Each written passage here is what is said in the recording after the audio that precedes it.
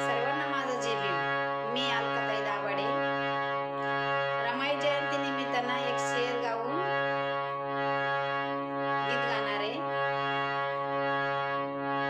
आपली मुलगी म्हणून, बहीण म्हणून चुकलं विकलं क्षमा करा. मला काही एवढं येत नाही, पण मी तरी माझे प्रयत्न करते म्हणण्याचे पण आणि वाजवण्याचे पण. परत एकदा सांगते, चुकलं विकलं क्षमा करा. माझा परत एकदा सर्वांना जय भीम.